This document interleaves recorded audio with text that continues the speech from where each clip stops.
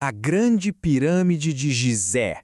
Olha, poucas estruturas no mundo inspiram tanto fascínio, tanto mistério. A grande questão que martela na nossa cabeça há séculos é: como é que uma civilização da Idade do Bronze conseguiu erguer algo tão colossal e ao mesmo tempo tão incrivelmente preciso? Pois é isso que vamos desvendar agora.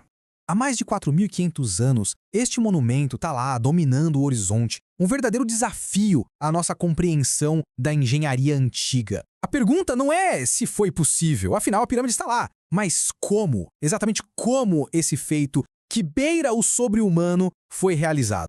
Para a gente ter uma ideia da escala, vamos começar com os blocos. Estima-se que a pirâmide seja feita de nada menos que 2,3 milhões de blocos de pedra maciça. E o peso total disso tudo? Algo em torno de 6 milhões de toneladas. Para colocar isso em perspectiva, é mais do que o peso de todas as catedrais góticas da Europa somadas. É muita coisa. Mas o dado talvez mais impressionante seja o ritmo. Pensa só, para concluir a obra em pouco mais de 20 anos, era preciso extrair, transportar e assentar um bloco novo, em média, a cada 2 minutos. Isso durante um dia inteiro de trabalho. É uma cadência de produção simplesmente alucinante. Essa velocidade e essa escala já dão a dimensão do desafio, né? É por aí que a gente começa a nossa análise, tentando entender a magnitude quase impossível da tarefa que os engenheiros do faraó Khufu tinham em mãos. E o desafio não era só de tamanho, mas também de detalhe, de fineza. A precisão é espantosa. O alinhamento com o norte verdadeiro, o nivelamento da base, a consistência dos lados, tudo isso com a margem de erro mínima que, olha, rivaliza com padrões modernos de construção. A pergunta então se desdobra. Não é só como eles moveram os blocos, mas como fizeram isso com tamanha perfeição. Isso nos leva do o que pro quem. Porque antes de mergulhar nas técnicas de construção, é fundamental corrigir uma ideia muito comum e muito errada sobre a mão de obra por trás da pirâmide.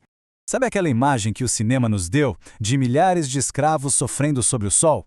Então, a realidade descoberta pela arqueologia é bem diferente. As escavações revelaram uma cidade inteira, planejada para os trabalhadores, com alojamentos, padarias e até cemitérios. Era uma força de trabalho qualificada, remunerada e bem alimentada, não escravizada. Marco Lehner, o arqueólogo que liderou grande parte das escavações lá em Gizé, é direto e reto. Eles não eram escravos. A construção foi, na verdade, um projeto nacional, uma empreitada que mobilizou e uniu a sociedade egípcia da época.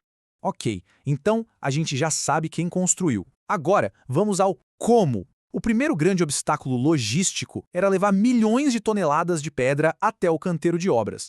Parte desse quebra-cabeça foi resolvida com uma descoberta bem recente. Cientistas mapearam um antigo braço do Nilo, que hoje nem existe mais, mas que chegava bem na base do platô de Gizé. Esse canal permitiu que barcos trouxessem o granito pesado de Assuã e o calcário de Tura quase até a porta da obra. Certo? Isso resolve o transporte pela água. Mas e em terra? Como é que esses blocos de várias toneladas eram arrastados pela areia do deserto até o local exato da construção?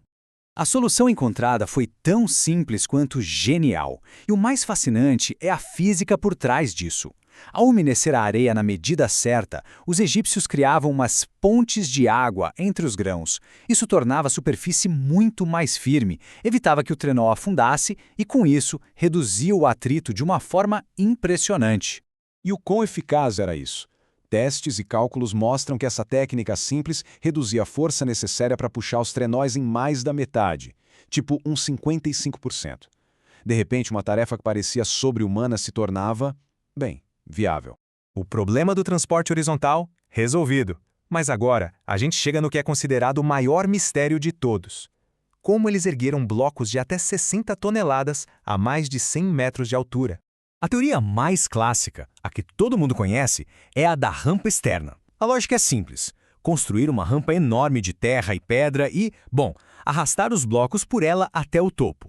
Só que aí tem um problema. A matemática simplesmente não fecha. Para a inclinação ser suave o suficiente, a rampa precisaria ter mais de 1,5 km de comprimento. O volume de material para construir essa rampa seria maior que o da própria pirâmide. Ou seja, teriam que construir uma pirâmide para construir a outra. Não faz muito sentido.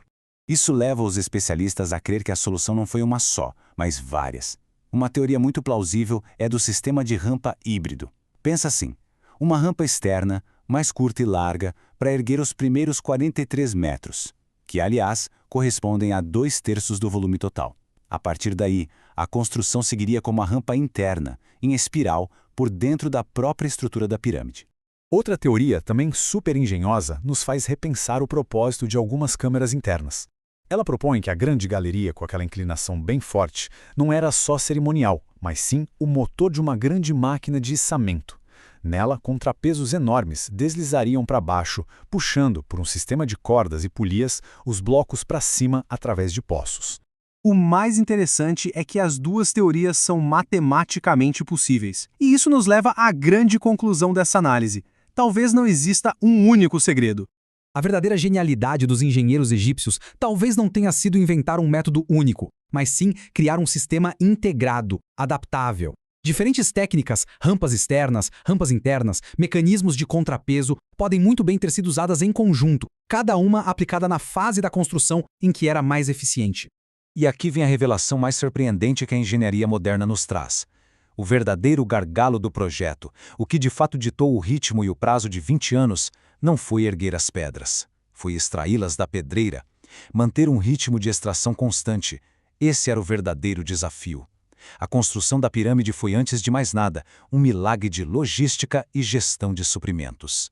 No fim das contas, o maior segredo da pirâmide não é uma ferramenta perdida ou uma tecnologia de outro mundo. O segredo era um sistema. Um sistema de organização humana, de logística e de uma engenhosidade que se adaptava numa escala nunca antes vista. E talvez seja por isso que 4.500 anos depois, o que mais nos impressiona não é apenas a pirâmide, mas a incrível capacidade da civilização que a tornou possível.